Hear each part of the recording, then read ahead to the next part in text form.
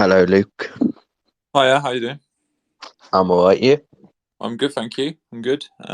Bit late for me this evening, but yeah, happy to be here. Yeah, that's right. You don't have to stay on too long if you gotta go to bed. Yeah, I've got about half hour, I think. Half hour in me. Yeah, that's right.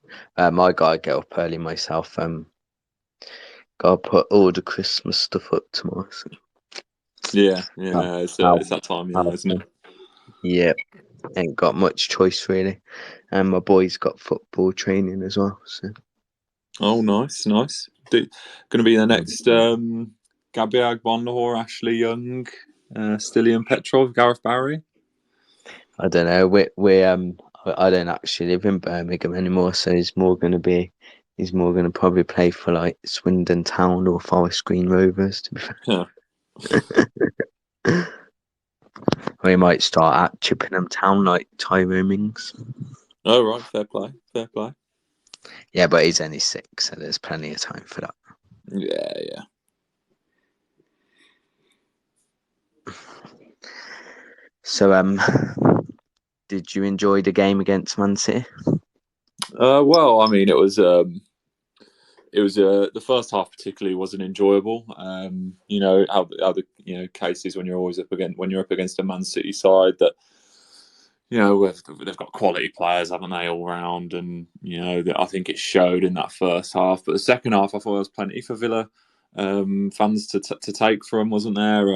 Obviously, an early goal from Ollie Watkins, a really well worked set piece, which is good to see.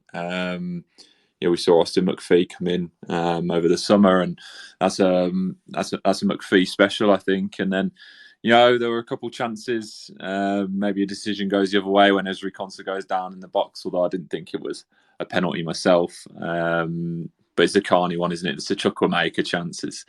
That was the most painful one. Funnily enough, I was working at Wolves during that evening, but I was managing to watch.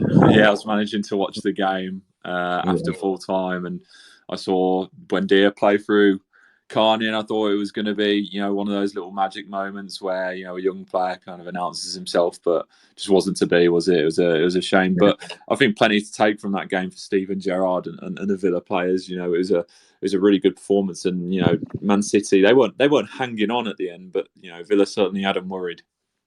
Yeah, definitely. I think they definitely made him feel uncomfortable. With Carney's chance, I think if he hit it first time, I think he might have scored. I reckon. Yeah, I know what he was trying to do, taking the touch and then trying to Yeah, slot it away, but it's a tough one, isn't it? In that kind of moment, and if you're in his shoes, you probably know what's more comfortable. But it was a shame. It would have been a lovely moment for him, and given the stories surrounding him and his future, it would have been nice for him to get onto the score sheet. But it's one of them. He's come close, once or twice, hasn't he? I think I remember him coming on back end of last season, and he hit the post. yeah, Was it against Spurs? I can't quite remember who it was against, but yeah, it's been a couple almost moments for him. I'm really intrigued to see a little bit more of him because I think he can, he could be a really interesting player for Gerrard, and it shows that he's got some of his trust already, despite being such a young player. Someone else I was excited to see as well as Morgan Sanson, and we'll see how he pushes on now because we haven't seen enough of him in Villa colours. No, I thought he was. I was really impressed with Sanson. Actually, he didn't play for long, but some of the stuff he did in that time was really good, and his energy rate is really good as well, which Yeah, Gerard would like. that's it. And, he's a player who's obviously played in that position. Steven Gerrard is a Premier League legend in that position. So I think any midfielder at Villa will be really keen to try and impress under him. Saw a stat earlier that, Sanson came on and he provided the joint most progressive carries of any Villa player. And considering he was only on the pitch for, less than 20 minutes, it was really impressive. It was a really nice little cameo. The key for him, of course, is just staying fit and, working his way into that 11 and becoming a regular fixture because, like I said, we've not seen enough of him for a player that joined, a year ago now, really, joined last January, and we've not seen enough of him. He's still that almost that joker in the pack, isn't he? You don't know quite what you're going to get from him because we've only seen a few fleeting appearances from him. But now is a real opportunity for him to kind of kick on and show what he's about under Gerrard. I'm really intrigued to see what he can offer because we've got Douglas Luiz, who's come back and I thought looked good against City. Nakamba's obviously really impressed of late. And then you've always got John McGinn there. So it's not easy for any midfielder breaking into that Villa midfield. But, if he continues to show what he's about in training and, makes more appearances like he did against City, it'll be interesting to see how he gets on. Yeah, I can definitely see him getting maybe another cameo appearance on Sunday against Leicester. I don't know if Ramsey will be available. I know like he's still got a bit of a niggly injury, hasn't he? So Yeah, Gerrard kind of touched on that, didn't he? He said, he's been nursing a few little injuries, and the way that he plays, he's going to pick up a couple. I think just it's all hustle and bustle, isn't it? Driving the ball forward. He's a young player, so he's not going to be the most consistent in the world. But he's another one who could, it's a real opportunity under Gerrard. I mean, obviously Dean Smith gave him his chance, and we saw him break into the team under Dean. But now under Gerrard, he's got someone who was as I said, one of the greatest midfielders to play the game in the Premier League to learn from. So we'll see how he does as well. But all of a sudden, that midfield, which everyone was kind of criticising, I still think they need a big presence in there. But all of a sudden, it doesn't seem as quite the weakness as some people were thinking. But yeah, the Leicester game will be an interesting one. It's weird. I quite fancy Villa in that one. Leicester haven't quite hit their straps the way they have in previous years, and although they've come back into a little bit of form, Maddison's probably the biggest worry in terms of that for Villa. I think they're beatable. They're not quite as daunting a prospect as they were maybe a season or two ago. yeah, definitely. I think well, I would even predict it now as a win to Villa. To be fair, the last time I actually went to a game, because I was going to go to the Everton game. I did have a ticket. I was actually in Birmingham. I stayed at my mate's, but then I got COVID, so I had to come back home. So that was a bit annoying, and I had to sell my ticket. But the last game I actually went to was against Leicester, and I'm going this Sunday as well. So maybe it's fate. You never know.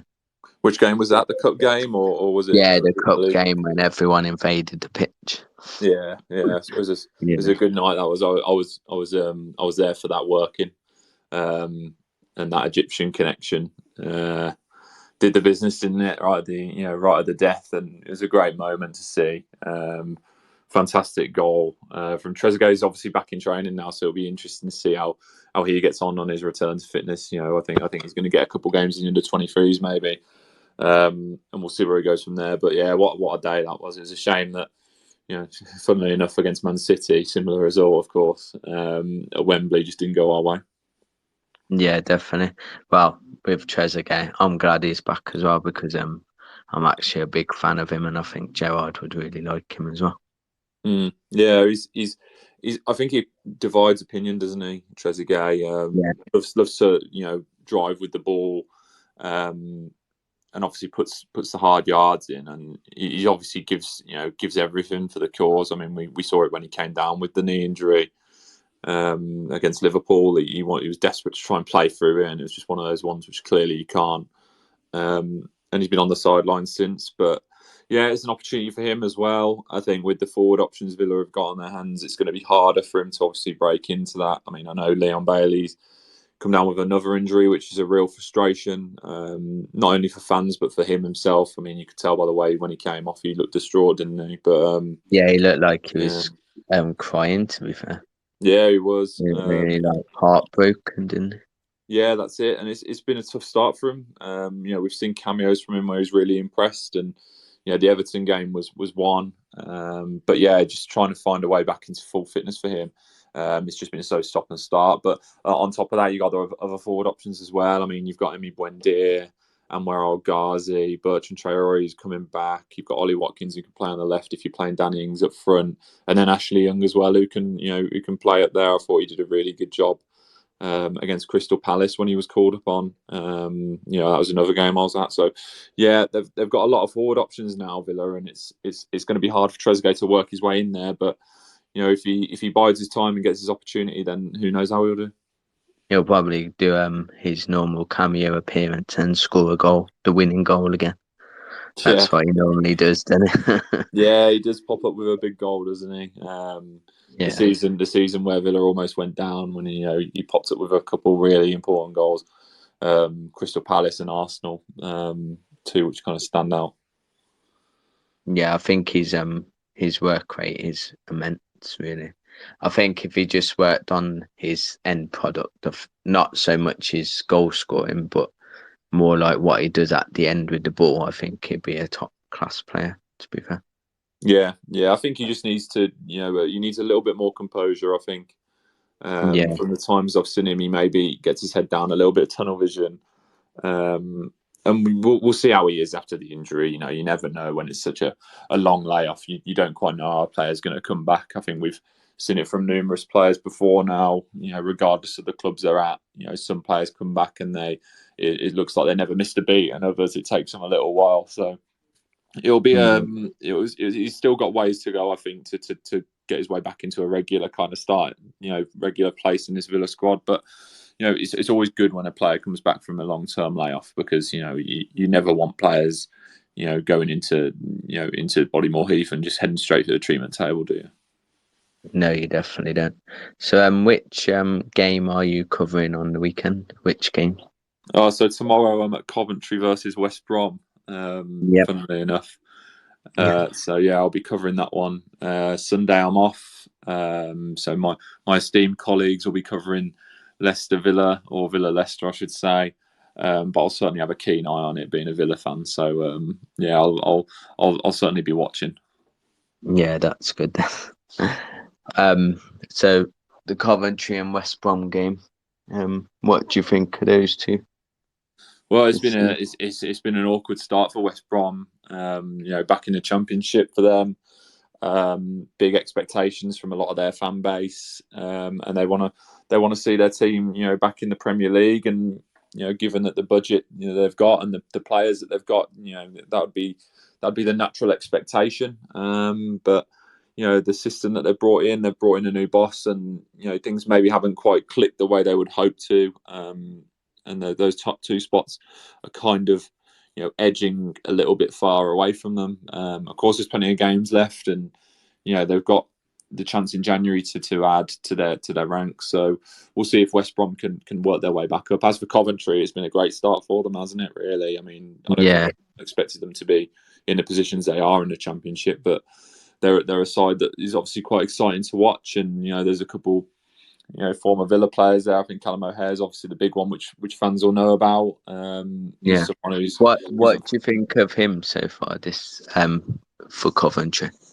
yeah. Well, obviously he went there and he really impressed. I think a lot of Villa fans kind of saw him as a second coming of Jack Grealish in there initially. Yeah, I don't think he's quite at that level, but certainly an exciting player. One who always thinks forward first. And for Coventry, obviously he's fitting well there. But I think everyone at Villa will wish him the best. You can't keep every player who comes through the academy ranks on your books. It's just the part and parcel of football. And he's obviously done well at Coventry. And they're a side I think any kind of Midlands football fan will remember, particularly from of my age. I'm 31 now. Will remember yeah, Coventry when they were doing battle in the Premier League, and they yeah. I dropped remember. down, and it'd be good to see them back competing, I think. Yeah. When was it? I can't actually remember when they was last in the Premier League. It would have been late 90s, I'd imagine. Yeah, it's been I don't quite know, a early long time, hasn't it? 2000s. They they pretty much went all the way down and back up, haven't they? Yeah, that's it. They've had to work very hard for it. But with West Brom, they're your what I call a yo-yo club, aren't they? Mm. They're Yeah, up, well, a lot of down, people up. label them as that, don't they? Yeah, Which is, for me, I mean, I'm not a massive fan of the phrase, partly because I mean West Brom were in the Premier League for I think it was six to 8 years on the bounce yeah, at one point. So, I mean, nowadays I think more of a yo-yo club of Fulham if you're going to label a club like that. But you can understand it because I mean, for a lot of people, they see them go up and down. They talk about the promotions and the great escapes, but I think West Brom fans wouldn't classify themselves as that. At the moment, they're in a position where they're always challenging for promotion in the Championship, but maybe in the Premier League they're not quite there. But there's issues, up at ownership level, I think, unlike Villa, who have got two owners who are obviously really committed to bankrolling and providing the funds for the managers to spend big. West Brom don't have that, so it's trickier for them.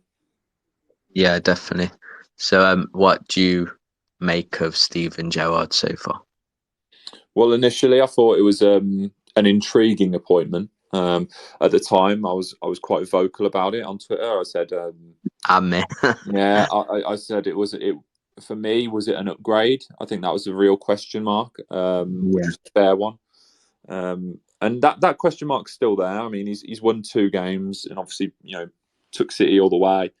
Um, in midweek, and he's someone he's certainly grown on me, and I've been really impressed by not only the work he's done on the pitch, but also the way he's held himself off of it. I think it would have been very easy for him to kind of get sucked into the talk in the press, where it almost turns into the stereotypical kind of when you describe, for example, Derby County, it's Wayne Rooney's Derby County. When Frank Lampard was there, it was Frank Lampard's. But at the moment, I think he's played it cool enough to kind of say it's not Steven Gerrard's Aston Villa, is it? It's Aston Villa, and Steven Gerrard happens to be the manager of it. I think he's really handled that well.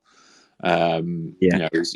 He's obviously a brilliant talker. We've seen that since his unveiling. Sorry.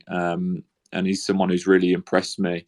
The Crystal Palace game, I mean, I was at Brighton and Crystal Palace covering it, and the Brighton game, it was one of those where it could have gone either way for about 80 minutes, and then they kind of Villa put on the late show and they really hit the afterburners. But Palace for me was a really impressive kind of tactical display.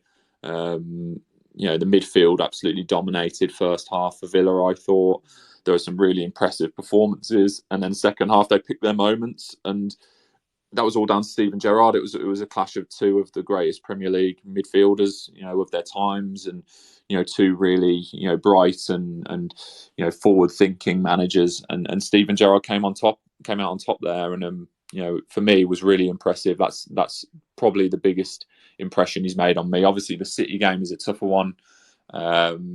It's a little bit of a free hit against a team of that quality, although they did have injuries. They still fielded a ridiculously good 11.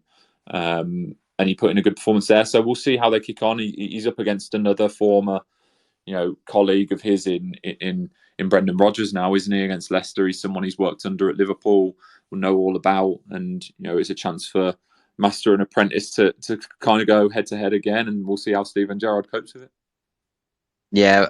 I think when they was in the Scottish league, they played each other twice, didn't they? I think, and Yeah, I think the first time Celtic won, and then the second time Rangers won, weren't it? I think. yeah.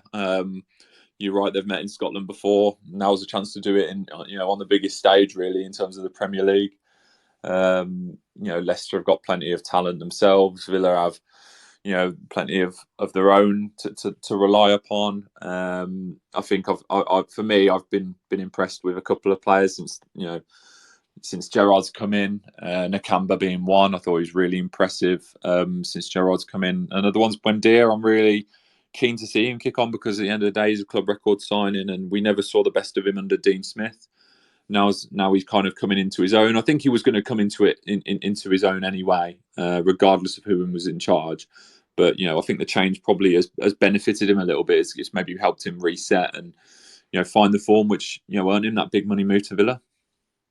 Yeah, definitely. I think with Buendia, especially against Man City, I thought he was really good, and his work rate for the position he plays is really good as well. I think he works. I know, like with Bailey, he's not been exactly fit, but I think he works a lot harder than Bailey does, if you get what I mean. Yeah. He certainly tracks back a little bit more. He's certainly more thoughtful toward his fullback.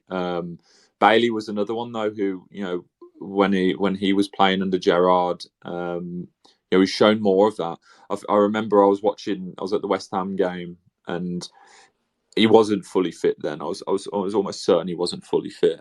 Um, Yeah. but yeah, he was struggling to get back and help his fullback Matty Cash at times was almost left defending two men on his own, and he kind of grew into it more under Gerrard now. It's just a real shame to see Bailey come down injured again. He just can't stay fit at the moment, and that's a worry for Gerrard because he's a player who offers that like different dimension, doesn't he? That pure pace. We saw it against Everton. But he desperately needs a run of fixtures where he just stays fit because if you can't manage that, if you're a player in his position, it's really hard to nail down a starting spot because it could well be now that if Villa go on a little bit of a run and do really well, and maybe Watkins is on the left side and Buendia's on the right, Bailey will get back fit and then he'll struggle to work his way into that side, I think. Yeah, definitely. It is a shame with Bailey. I think like with winger wise, he's probably other than if Ollie Watkins played there, he would probably be our quickest winger, wouldn't he? Yeah, so almost certainly. I'd put good money on Leon Bailey being the quickest Villa player in over 100 meters anyway. So yeah, it's a shame to see him injured because it's just muscular injuries bothering him at the moment. Yeah, I don't think can't remember the last pacey winger we had. To be fair, Yeah, I um, mean, you could maybe count Trezeguet in there. He's pretty yeah, quick definitely when you he could when he count gets him. running. Ashley Young back when he was a Villa player the first time round. He was pretty quick. And Gabby, of course, did play there at times, but he was no he always saw himself as a central striker, and I think that's where we saw the best out of him at Villa as well, alongside John Carew.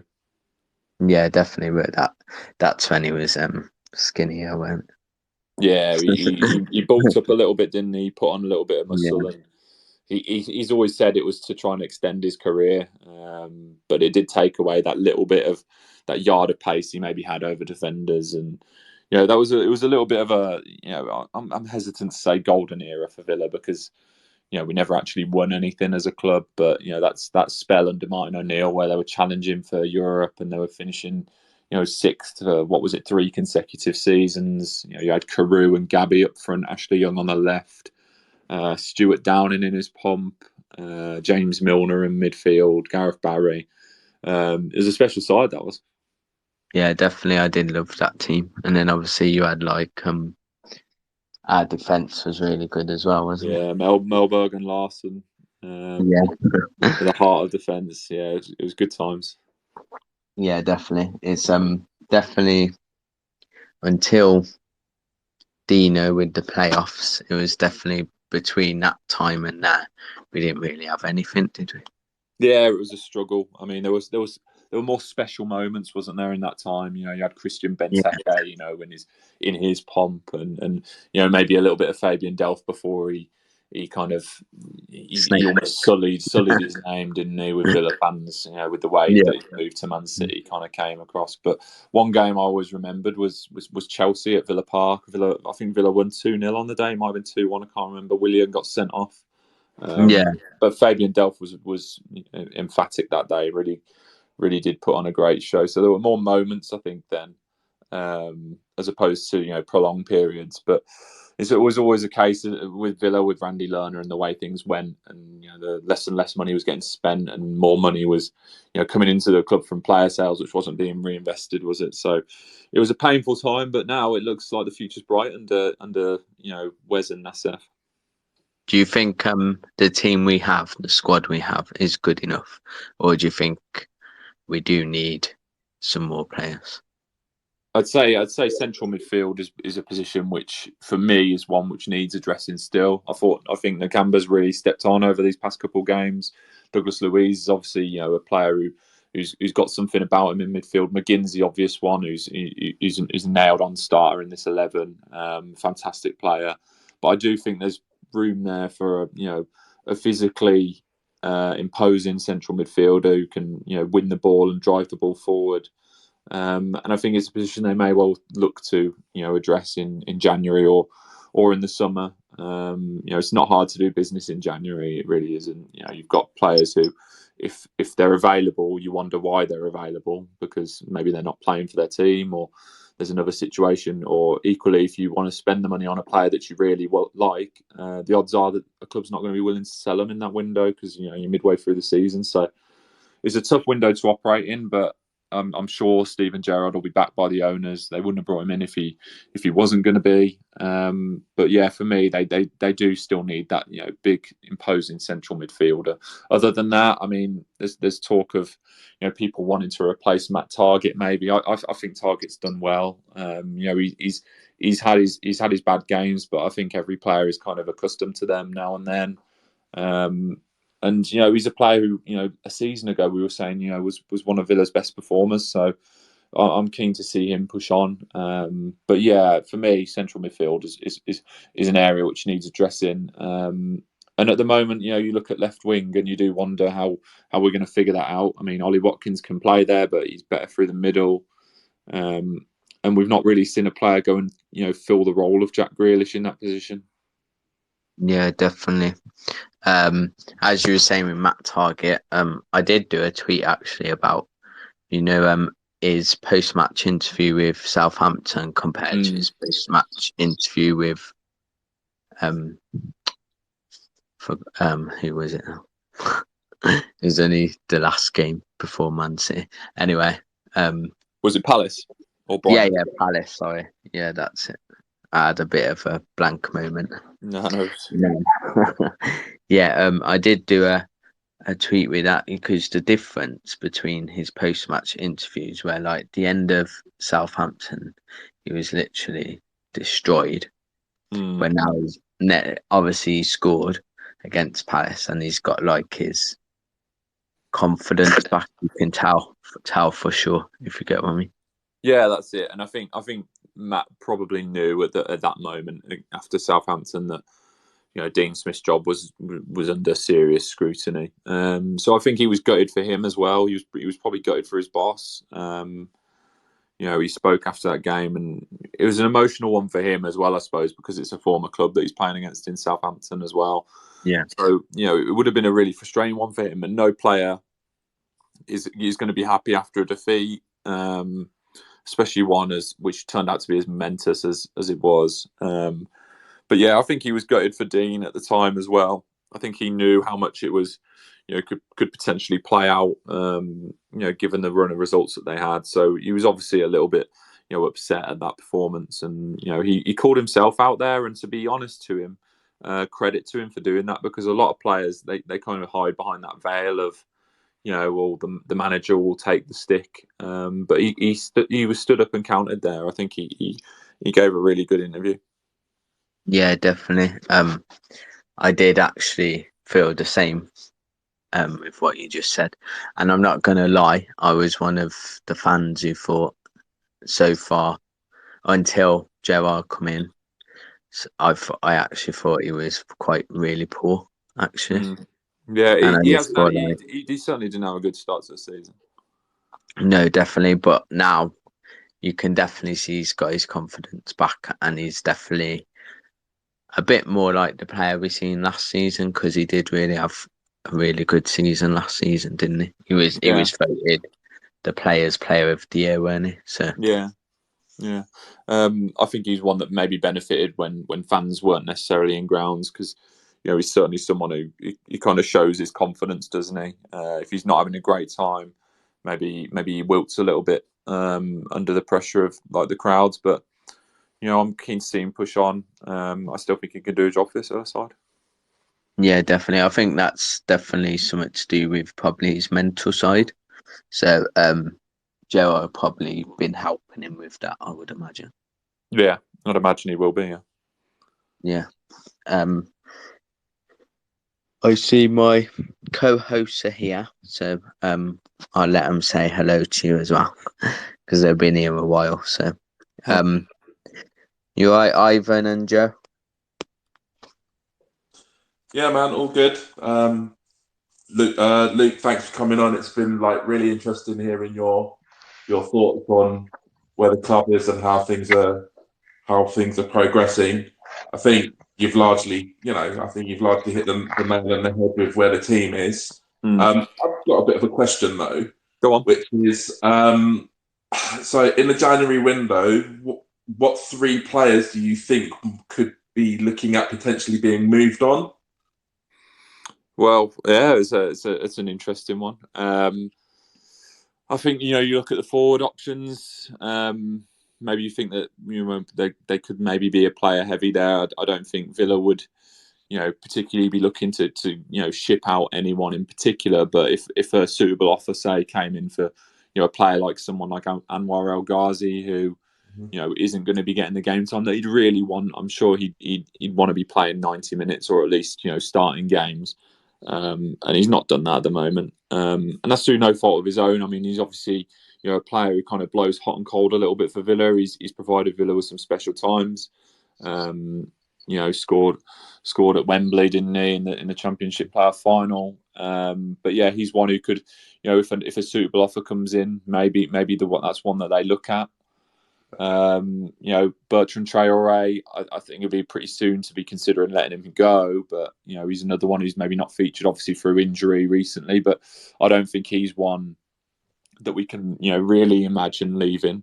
You've got other players who are certainly out of the periphery. Someone like a Conor Hourihane, who's obviously been on loan and he's not had too many opportunities at Sheffield United this season. So he's maybe another one, but he's out of contract in the summer anyway, so Villa can effectively wave goodbye to him regardless of whether he gets recalled in January and shipped out somewhere else. I don't think there'd be many clubs who, when you look at the market for Conor Hourihane, he's seen as an elite Championship player, isn't he?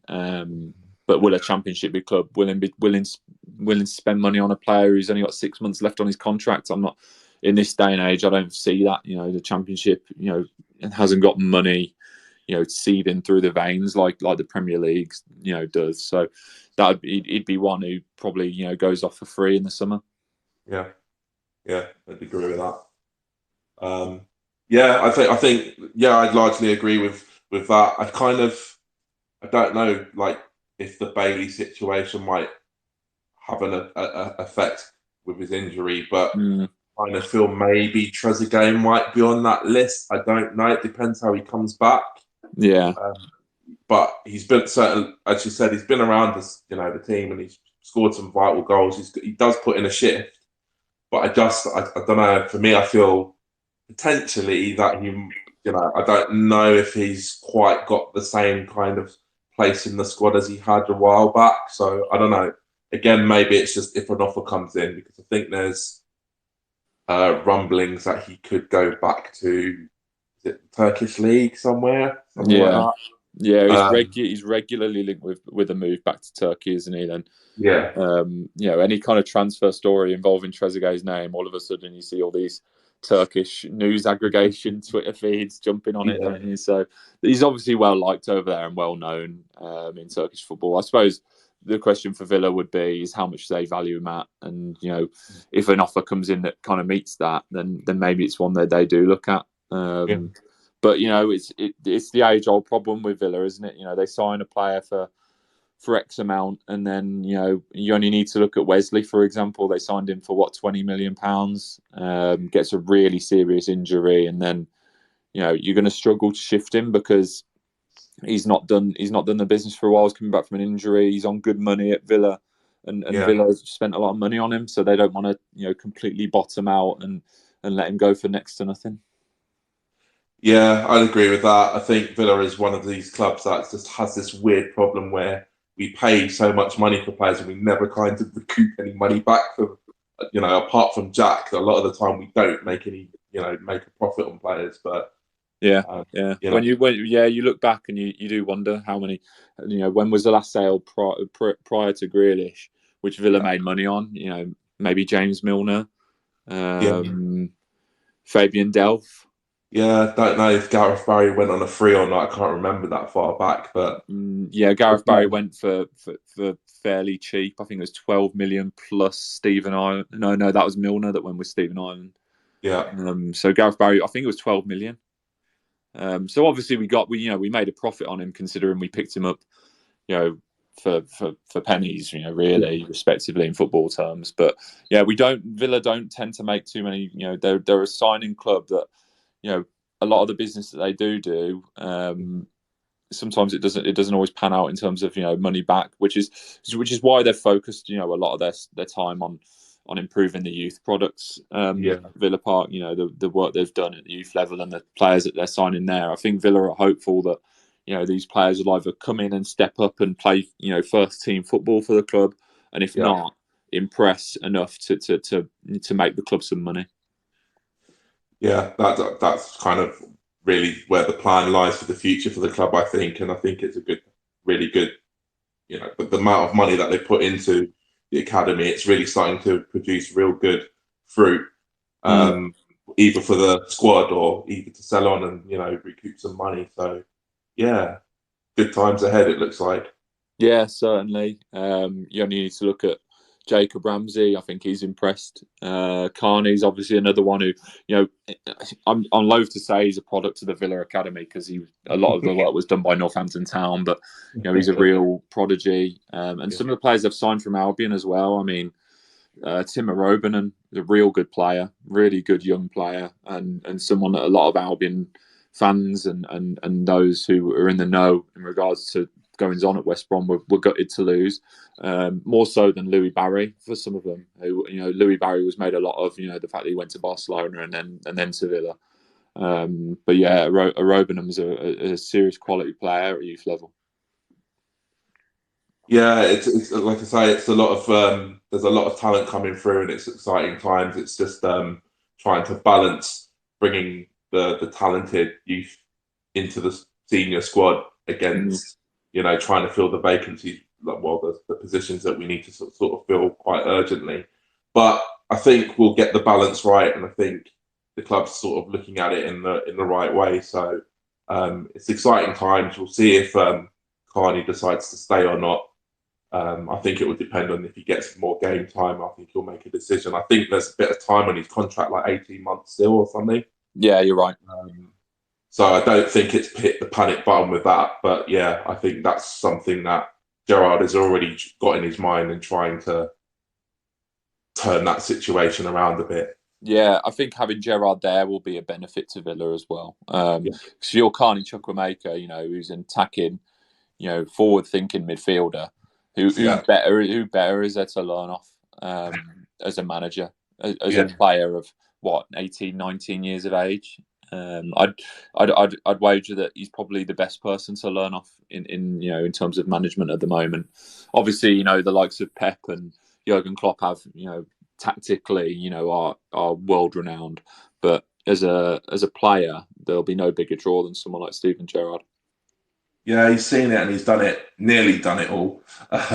Nearly, yeah. He's been at the top of the table, and he's been a Champions League winner, etc. So you can't you can't fault him for that, and it's a big opportunity for Carney. Where is he going to go where he's going to get that level of attention from one of the greatest footballers in the modern Premier League era? That's it. And you do wonder whether at times you see the stories linking players with exits like Carney, and you do wonder whether it's the player really pushing for the move or maybe their agent, which does happen. Because at the end of the day, I mean they'll see money elsewhere as a potential draw. If you go to Manchester City, Manchester United, Liverpool, there's serious money to be had there, and it's easy for young players and their families to get drawn into that. Absolutely. I was just going to hand over to Joe because I know that he hasn't said anything, and I was going to give him an opportunity, but I think he's just dropped off. He's disappeared. Always late to the party and always the first to leave. Yeah, disappeared into thin air. Shocking. Hopefully he's back soon. I've got about 5 minutes left in me. That's all right. What if this is a scenario that I'm making up? So we get to the FA Cup final, yeah? Yeah. Just imagine we're in the FA Cup final and we're winning 1-0 and there's 10 minutes to go and someone's got injured and Stevie G gets the players together and says, "Don't slip up." It can't If happen. that Lightning can't strike twice, can happens, I hope not. it? But I can see us doing very well in the FA Cup, to be fair. Yeah, it's all about the draw, isn't it? I mean, we're talking before Villa have even played their first game in that competition this season. It's all about the draw. I mean, you only need to look at the League Cup. I thought Villa had a really good shot at the League Cup, and then what happens? You draw Chelsea away and lose on penalties. By the way, which I think Villa probably did enough to win that game, in my opinion. But yeah, it's just all about the luck of the draw. You don't know how things are going to work out. Villa, were somewhat fortunate with their draw in the cup last season. When you looked at it, or the season before that, I should say. Sorry, the League Cup, where they came up against Liverpool's kids, Wolves' kids. And they had a fairly easy ride up until that semi-final where they played Leicester over 2 legs and obviously got through that. And then sod's law. You do all that work and you face Man City in the final at Wembley. But yeah, it's all about the draw, isn't it? I'll be really intrigued to see how who Villa get in that third round. It's always a bit of a special weekend, so I'll be intrigued to see who they get. Yeah, definitely. That should be good.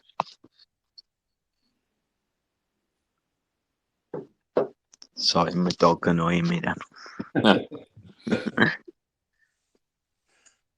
She's one of those lap dogs who has to get on your lap all the time. Oh, right. Give it a break. I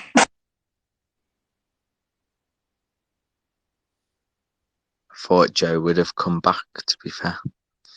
We do have Tez as well, but he's currently at swimming with his girl, so he said he'll probably jump on after if I'm still here. Oh, right, okay. But I don't know about that one. No, that's fair enough. Everyone's got their own. Yeah, I was going to ask you as well. Did you watch Stevie G's documentary on Amazon Prime? No, I've not actually seen it. I've not seen it. So I think it's called Make Us Dream. So it's basically more about his time at Liverpool, really. And it's really good. Like, if you really want to know about the player and the man himself, like, you see what he's like in that interviews, and he comes across really, like, in my opinion, he's class. But if you watch that, it really gives you see what he's like how ambitious he is. It does show the bit where he slips up and and all that. But yeah, it or not, that's almost a massive moment in his career, isn't it? Yeah, and it also comes up with, obviously against Man City, there was the thing with Jack Grealish. Was he going to get cheered? Was he going to get booed? And it was really good that all the Villa fans sang "Villa Till I Die" or whatever. Yeah, that sounded really good. Yeah, I think it was a perfect way for fans to respond to that moment, because I'm not a fan of I wasn't a fan of the statement Villa put out on the day, where you welcome a player back. Equally, I'm not someone who boos. I think he at the end of the day, he is a Villa fan, regardless of what he's done in his career. I think a lot of fans struggle to see it from a player's perspective, which you need to at times. And look, he is a Villa fan. He's born in the area. He's from Solihull. He's possibly got the strongest Brummie accent you can hear. He is a Villa fan, and it's a shame that some fans chose to boo. But there were some that chose to clap him. But I think the Villa Till I Die way, it was a good way to go about it. And it's something that you may not have heard it as a player focusing on the game, and you've got the adrenaline. But if you had, there's part of me that I'd like to think was in the back of his head, maybe humming along with it. But yeah, he's one of those players, isn't he? When he was at Villa, he was phenomenal to watch. I still argue to this day he's probably the best player I've seen, on a consistent basis in the flesh. I saw when he came back from injury against Derby, and he just revitalised the team. And there was performances against Rotherham, and or God knows, all over the place in the Championship, and then he shone in the Premier League as well. Look, he's an elite talent. He's someone who's going to be fantastic. And one day, I do picture in my head, see him in Villa colours again. It wouldn't surprise me. You do think he'll return like Ashley Young did? I do. I do think that will happen. Yeah. I can see a situation where I'm sure Jack Grealish, in his heart of hearts, he wants Villa to get into those Champions League spots and start challenging for Europe, because, in 5 years' time, or 8 years' time, when his contracts come up at Manchester City, he's maybe seen where Villa are, and if Villa are battling for fourth, fifth, and is maybe not seeing as much, maybe he's not enjoying his time at Man City. I could see it happening. I could genuinely see it happening.